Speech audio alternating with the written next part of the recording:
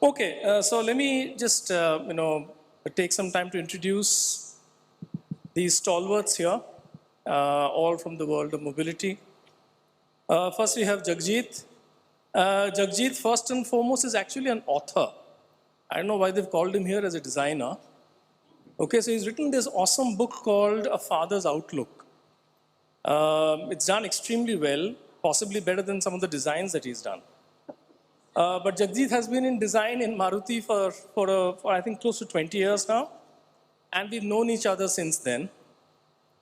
So he's working on production and concept car projects. He's designed the exteriors of quite a few successes on the Indian roads, like the 2012 Alto 800, the second and the third generations of the Wagon-R, the first generation of the Swift Desire, and the Maruti Suzuki Eco. He holds 2 master's degrees, one on product design from IIT Delhi, and a master's in business management from Symbiosis, Pune. Then we have Pankaj, another ex-colleague from Maruti. Yeah. Pankaj is a senior principal designer at Mahindra, the Mahindra India Design Studio. And he's worked with Bajaj, Maruti, Renault before joining Mahindra. He has hands-on experience in executing production and concept car projects independently from concept to reality. Some of his notable works have been the Swift Desire, the Alto K10, the Concept R3, the Renault Kwid, the Renault Triba, and the Renault Kiga. Interesting. Then we have Sathiyaseelan Gangasalam with us. Satya brings in the diversity in the group because you're bringing in the entire aspect of commercial vehicles, okay, which is interesting. He's Vice President Design of Styling at Ashok Leyland. He's an industrial designer, a design thinker, mentor, and a writer. An alumnus of IIT Delhi with a career spanning over 20 years in various domestic and global automotive companies. He's been a part of more than 25 transportation design projects which have actually made an impact on the roads in India and many parts of the world. For people like Tata Motors, General Motors, TVS, and Ashok Leyland. And he has established a full-fledged design studio and a consistent design practice in Ashok Leyland. Then we have Ajay Jain. Okay, he's the head of global design strategy, Tata Motors Design. He's an alumnus of the Arts Center Europe, and he's had an interesting career that spans across 2 decades and lots of continents. Okay, so he's worked across design studios of American, European, and Asian brands, spent the first decade of his career in Europe, then followed it up with a decade in China. That's rigorous. Okay, benefiting from the accelerated development of the electric car industry. And as the head of design strategy at Tata Motors Design, he's responsible for charting the course of design in the future for the automotive group. And then we have Kaushal. Kaushal, a few words about yourself, please. So good afternoon, everyone, and good afternoon, guys. Actually, I have done my master's in automotive design from ADYPU, and since 10 years, I had really good experience with the global brands like Johnson Controls in Germany. Then I worked in China for a few years with Xpeng Motors. And after that, I moved to the CHJ. And now I ended up with Hyundai Motors India. So very short journey, I think. I'm the youngest person here. But it was really crazy because when you work through the Indian OEMs and Indian brands, and you go abroad and you work with the global brands, you learn about different consumer, you learn about different buying behavior and design philosophies. It gives immense experience where we can bring back that culture to India as well. And I believe somehow Ajay knows this better because he was there in China for 10 years and the market is really critical out there. It is just a war for mobility. It is not like any other product. So mobility is also like going to be something like the presentation we have seen that million of bottles, or like the campaign which we recently seen on the video. So I believe we are ready for this journey now. Yeah, thank you. Thanks, Kaushal. I think all the mics are working. And car designers, look at them. There are four of them here. One is a truck designer. He's wearing formal shoes. The other, four of them are wearing sneakers. Okay, and this is the stereotype. So you'll wear jeans, you'll wear sneakers, then you wear a formal shirt on the top, and you wear a jacket, and you are a car designer. Okay. All right. The subject of our discussion today says driving the change in automobile design, which basically presupposes two things. Number one, that there is a change in automobile design, and number two, that these guys are driving the change. Okay, I read something interesting in a report which says that the automobile of tomorrow is basically going to be a smartphone on skateboards. Okay, that's both interesting as well as frightening, because if we are actually going to be transported in smartphones on skateboards, then what will you guys do? Yeah. And which is what brings me to, what really are the changes that you're seeing in automobile design, which will make a huge impact, say, over the next 10 to 15 years. Kaushal, starting with you. We have the mics. So as I mentioned earlier, like we see this change in the market, like in the globally. I'm not talking about Europe because that is more mature market where a consumer is not ready to accept new things very easily. I'm talking about China and like growing market like us. So here we have chances, we have opportunities where we can bring these skateboards or the mobile phone on the skateboard, we call it. But challenge is how we are going to make the infrastructure for that. Because if we talk about simple example, some of from our generation or probably our parents, they have never seen the landline phones. And suddenly we landed up on the mobile phone and we got the technology, but not the infrastructure. So for me, bringing the infrastructure and talking about the infrastructure and the design around that, that is the more critical aspect. Another thing is somehow we Indians or like we as a community, we learned, okay, we'll get something first and baki sab ho jayega. This kind of mentality. Like suppose we have EVs right now, we don't have the infrastructure, but we believe by 2024, 2025, we will have the infrastructure and we will have the clear vision for that model. So this game will come, this skateboard and this mobile phone thing will come together. But for that challenges again, like, as a OEM, we need to like kind of, very much strong enough to adapt those things, because new players like the new startups, they are working really hard to bring something crazy.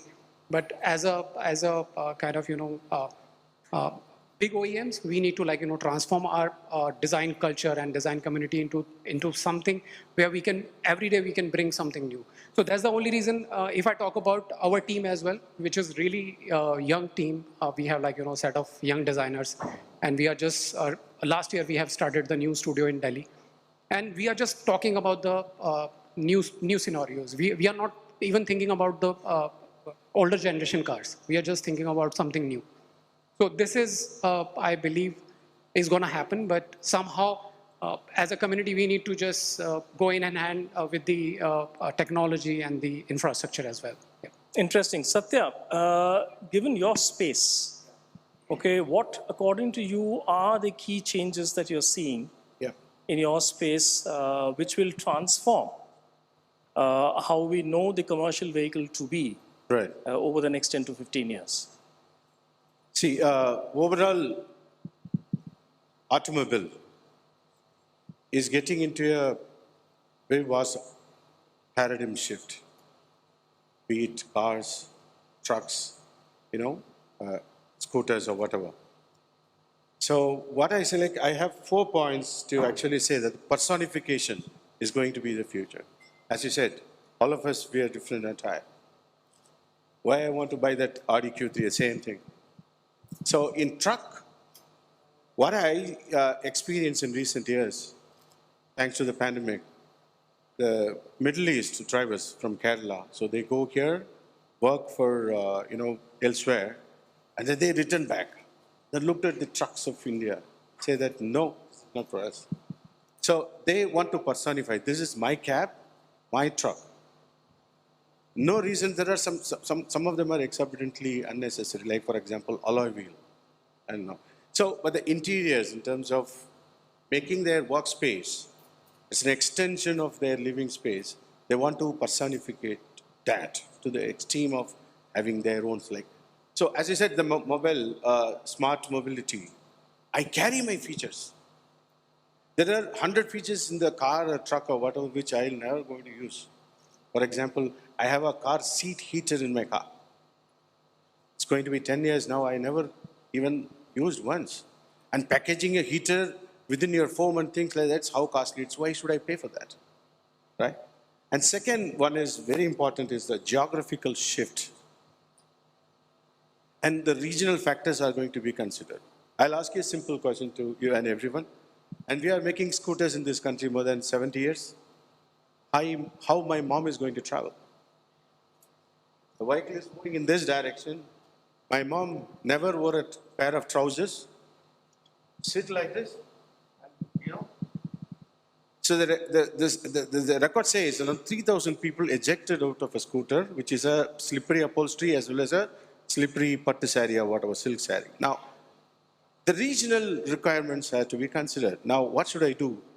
To buy a pair of Levi's jeans to my mom who's, 6 years, or make a seat comfortable for sitting, right? So instead of imitating products, especially automobile, comes from elsewhere in the world, we have to innovate locally.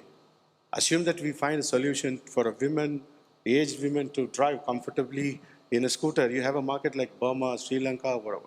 So geographical shift. And that will also give a stable economy, stable and sustainable economy, right? So it's particularly for this country. The other one is not only automobile, the environment, as you said, the environment have to support, complement to that. So for example, the Harvard School of Design, recently they proved, in 2018 they proved, it has to be a straight line. If it is an autonomous vehicle or a truck or whatever, so twists and turns. Like for example, if you see the map of India, Chennai and Bangalore is in a straight line. Then why we go all across, Vellore was like 80 plus kilometers and carbon, whatever you can imagine. So future urban, suburban infrastructures, roads it's going to be capable of accommodating a safe, right? And it's going to be autonomous. Any which way it's going to be safe. And you have regulatory features, unregulated feature. So, for example, I imagine in Korea in 1997, they committed a regulation, you can read about it. Like, why are we allowing such scooters in India? Can't we regulate it? So we are going to democratize design. That's the future. Meaning even the downtrodden person have to enjoy the luxury. So it's no more, design is no more a royal extravagance. And final is lightweighting. So if all the smart, mobility, straight line, everything is over, then the next one is the materials. So we carry so much of metal. So the lightweighting is the one which we are traveling, regardless of whether it's EV or it is, a hydrogen driven. So the driver is the driver, it's a human. So everything you have to look around, work around to the geographical, political, cultural correctness, all these things are going to be. So that's where we are planning to drive. Thank you. Interesting, Satya, very interesting. I'll come to you now, Ajay.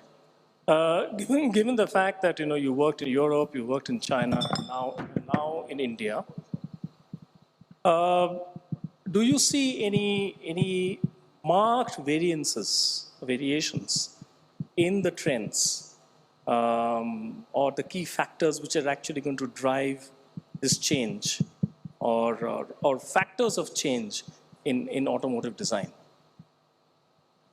Yeah, really interesting question. We are all more similar than we like to pretend to be. So you said we are wearing sneakers, but 3 of us are wearing Adidas, and other brands are available. And actually, if I'm not mistaken, all 5 of us do work with trucks, commercial vehicles of some description or the other. Not revealing anything from the 2 extremities of companies, which is not in the public domain. If I know it, I haven't, been in their secret labs. So, transportation mobility design is very, very vast. We're looking at going from the transport of goods, services, and people. And the human being in itself, the requirements of a human body is not different in the rest of the world, but the environment is different, the climate's different, the culture's different. When we talk about this, whether you take it literally or you take it as an analogy, the mobile phone, which was in the smartphone, which is not just a phone. It's not the big instrument that used to sit in the side of your living room, which is a big black box. It has taken a good 40 years of evolution to come to the smartphone and become this ubiquitous internet browsing, information reading device. So we are really fortunate that we are at the start of that journey for that big black device or your big bulky steel car. We are going now into new technologies, electrification, lightweighting, the human being at the center of it, mobility as a concept driven by your needs. Look everybody in this room, your mobility needs have evolved exponentially and multiplied in the last few years. What you expect out of mobility is much different. Earlier, if you had 4 wheels, it was better than 2. Now you expect internet, connectivity, comfort, safety, so all those things are happening. The one thing I'd say is different is, of course, the speed, and that's coming from the economies. I think China, yes, has had this this leapfrog that they have gone from being, when I moved there in 2011, people used to laugh at Chinese cars and people used to laugh at what was in China. But even today, even after the pandemic, there are more than 500 mobility startups looking for funding in China. And usually it's an average of about 800, 900. So it's a huge exponential market, and not all of them are on wheels or skateboards. We are even the smartphone of the future, I would say, or the smart mobility of the future can be in the sky, vertical takeoff and landing, and then Satya's dream of a straight line between Bangalore and Chennai is going to happen. It's coming. So, like I said, we're not there yet, but we're at the cusp of it. We are at the most exciting time where it's starting, and what choices we make are going to influence it. And in fact, I would say, like Kaushal, you said, Europe's already had their revolution. That was in the 1950s, 1940s.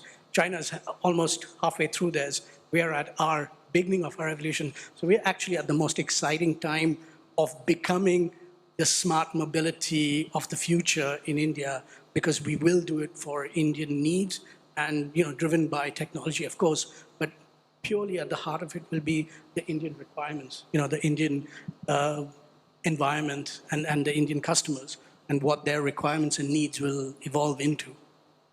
Interesting, very interesting. This is almost like Minority Report coming alive. Okay, for those of us who remember the movie. Jagjit, working for the country's largest passenger vehicle manufacturer, it does have its own moments of delight, as well as what I call, you also suffer from the burden of leadership. Okay?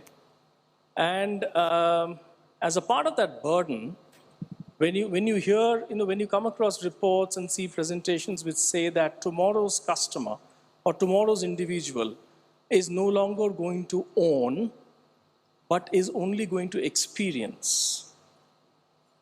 Yeah. So then, as a manufacturer primarily of, let's say, entry-level vehicles, okay, which is your, let's say, the Ryzen Datra, how would you, or what kind of skill sets would you look at for a new team member who would come and join your team in that context?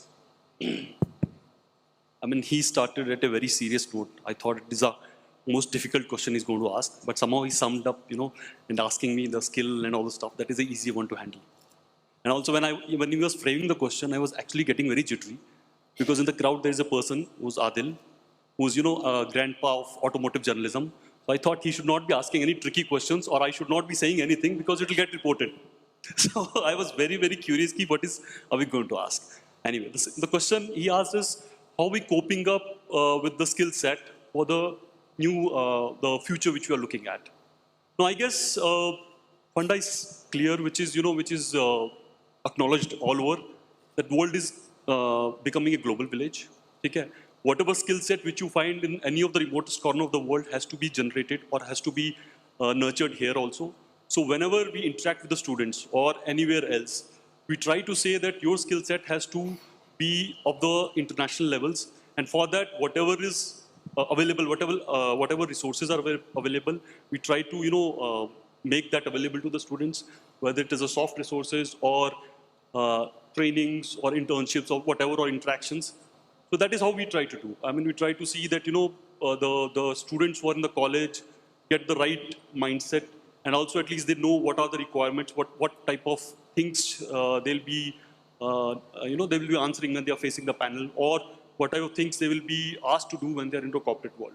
So basically, this is, we keep on having a continuous interaction with the students, with the colleges and all the stuff, so that, we at least try to be in pace with that.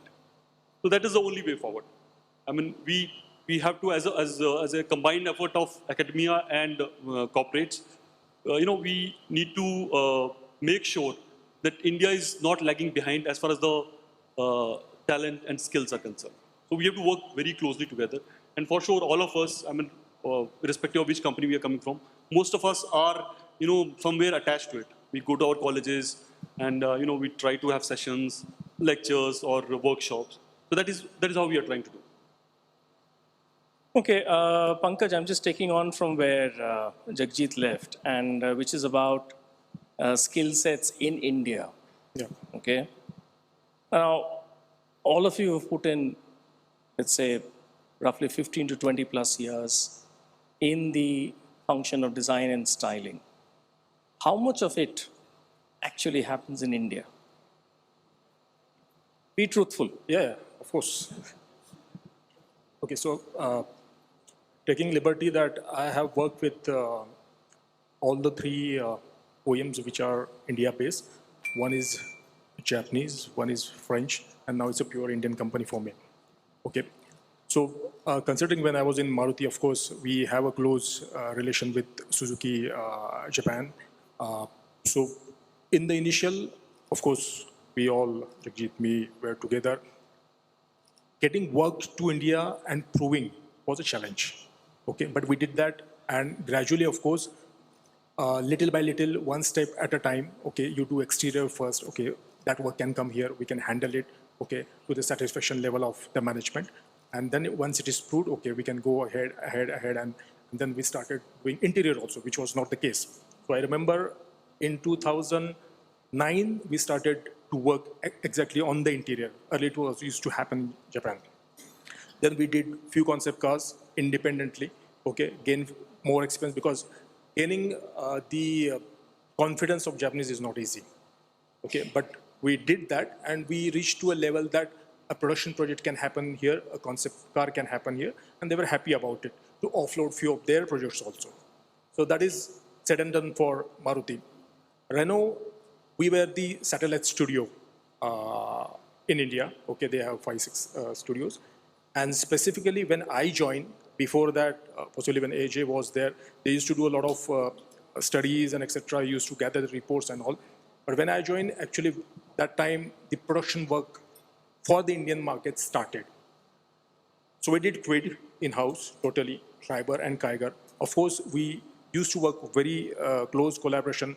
Some facilities which are not available in India, we used to, go to Paris, okay, get it done there. Maybe clay is not available, we do it there, and then come back, get the model. So that's how we did, and we built a studio little by little in Mumbai and Chennai, and we were self-sufficient to do it in-house. And that's how we won the confidence of French people also that time. Now coming back to, this is the first Indian company purely I'm working for. So when I joined, it's a total management change which has happened in Mahindra Design. And we have two studios, MIDS, Mahindra India Design Studio, and one is MAD. So of course, there are a lot of things which are in terms of skill set available there, not here, but some things are available here, but not there. So there are few projects where collaboration is required, and there are independent projects which are doing here only. Okay. Of course, you try to bridge that gap wherever the skill sets are missing, but definitely the challenge plus the goal is to, of course, do it everything in-house and to avoid going out. Okay, that we are doing, of course.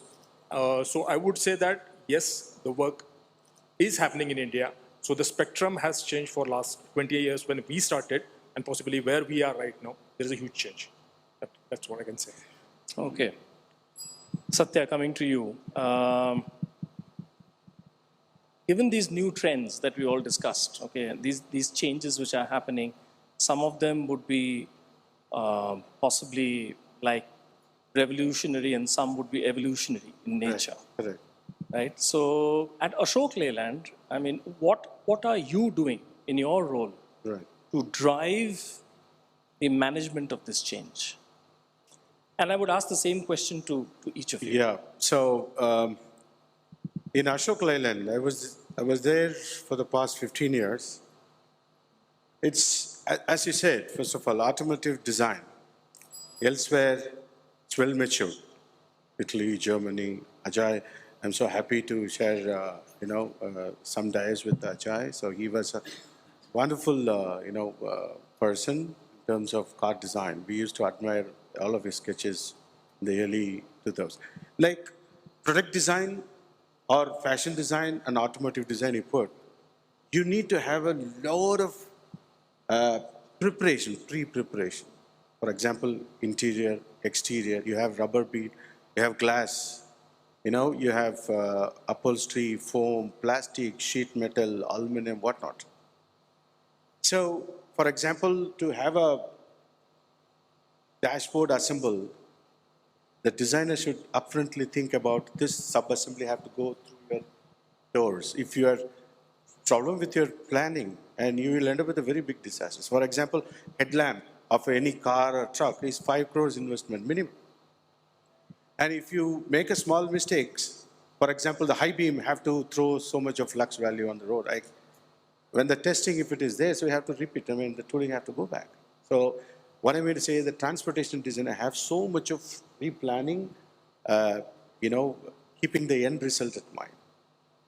And in Ashok Leyland, we were too biased with engineering. We talk about everything, saving mileage, live axle, that, tipper, haulage, how extra you're running your truck and how it is. I mean, it's a chunk of sheet metal, right? It's a big investment. So somehow, Ashok Leyland, I was the first one to start up this design. Previously, across Chennai, I don't think so. So we are far excellent at engineering. But at the end of the day, how it is going to be a workspace for a truck driver. Now, the benchmark or the vision is to do something like Scania and Volvo. The first question I asked is, why? Because my driver is driving this cabin with a lungi and banyan. In Europe, he has nothing to do with what he's carrying. Right? Deloading, unloading, and everything. Someone else will like this cab driver is inside. He doesn't have to worry what is happening behind. But here, people will shout. The truck owner, he doesn't have a AC. He doesn't want his Nokaratmik, his servant, to travel in AC. That's what his country is. So the AC cabins are not picking up at all. On the contrary, they buy the regulated front-end structure, which is regulated for crash and all, take it to Jaipur, Namakkal, elsewhere, throw that, which is regulated, and put all the unregulatory, unsafe, very flimsy stuffs. This is what the truck business is. Now, Leyland is a British company, so they have 36 different platforms. Now you can see, with an effective team of designers, we went, negotiated with the people. We killed so much of European taboo. For example, the whole front opening has been welded for all, just to build a dat fuel. Visually, I mean, say. So in 15 years, we made all the truck platforms of the same width. So therefore, we carry forward the bumper from A to Z. And you can see Avatar range of truck will have the same grille, which saves brand identity as well as it saves huge amount of money. So dealing with engineers, dealing with program managers, have their own different careers, coming up with a conclusion of a common understanding was the biggest challenge in Ashok Leyland. I think I am almost done it. Now I am working on the buses, which is again a big challenge. Yeah. Good. You look happy. So obviously you've done some great stuff. Okay, we've actually run out of time, but just just a minute each, Kaushal, with you. What is the one thing that you would drive in your organization to manage this change in automotive design? Just one thing, each one of you. So first of all, like strategy would be something like, we don't think about automotive as automotive design now, because this is no more automotive. So this is, if suppose young person comes in with the product design experience and he has really good story and really good vision for the product, and they can just, we can convert them into the automotive designers. But nowadays, we just look for the right person for the team, but not just the automotive designer. So for me, I think the drive changes. Story is more important than these sketches, and the story is more important than any other thing. So if we have the right thing, right place, we can win the game. Ajay, the one thing that you would do? So, I mean, in a word, it is embracing diversity. Embracing diversity of thought and of design disciplines. Growing up in car design, we were just purely obsessed by as people have already said, by the sculpture, the style, the shape. And then, you expand into the interior, the color materials, the finishes. You get into the experience now. We are getting into the mobility experience. There's interaction, there's electronics, there's different ways of manufacturing. And basically, our generation, as we get old, we don't know any of it. And we need to get inspired and taught and trained by the younger generation of designers who come from very different disciplines, be it branding or right now, interaction design, or people who are doing sustainable materials and material design, which blurs the gap between engineering and design. So I think it's all about diversity of thought and diversity of approaches that we now have to encourage and relearn. Jagjit? See, I mean, the gentleman here has summed it up. I think one is that design needs to be part of the strategy making. I mean, they have to sit with product planning, and then mutually they have to agree upon that what type of vehicle they want to launch. Second is design has to be part of researches, wherein for what consumer they are designing the vehicle. He has to, I mean, whosoever is designing the car or the team whosoever is designing it has to be in touch with that. But the most important, which, as a single point which I want to highlight is that it is very important for me and my team to keep on churning those experimental and futuristic concepts. Now, what is happening nowadays is, as and when the designer is 3 years old and he has already done a production car, the next idea which he is sketching will be very close to production. And that is the biggest hurdle which I am facing currently. For keeping the team motivated, even the younger lot, which is like 3 years, 4 years, for them to keep on designing something experimental and futuristic. So that is the biggest hurdle which I'm facing, which we are trying to do, how to keep them going, how to give, what type of exposure has to be given, where they have to be sent, पहाड़ों में भेजें कि Europe भेजें. That kind of stuff is happening now on the root levels. Other than that, they have summed it up, strategy and all the stuff. Pankaj, concluding comments. So of course, skill set and all, definitely people have talked about it. Definitely we work in that direction in Design Studio. But I would like to say that, as Jagjit mentioned, which working closely with product planning, but in my earlier organization in Renault, we have pushed few products, okay, to our top management without even product planning. And one example is Quid, okay. So similarly, my thought process is always that in terms of mobility solutions, there is a huge amount of work to be done in India, because the first question which you asked, 2030, even we will not be 5% of the EV. So one step at a time, 10 years is a very small window. Maybe parallelly establishing the EV, the mobility solutions, last mile mobility will come into play in India, and the early mover will have the advantage. So my thought process is towards that. Do that, move forward in the market, and definitely people will follow. Thank you very much. So if I were to sum it up, I would say that yes, we will have smartphones on skateboards, but they'll be part of a larger ecosystem, right? And we need to look at the creation of the ecosystem. They will be personalized more and more. Okay, the owner or the user would be able to do a lot more with that skateboard than he or she is able to do today. And for that, we obviously need to have the right set of skills, which means we need to have that constant connect with the consumer of today and tomorrow. And how we tackle all that, inshallah, that's for all of you. Undertake. Thank you very much for this session. We all 5 of us have digested our lunch. Okay, so it helps us. Thank you for your time.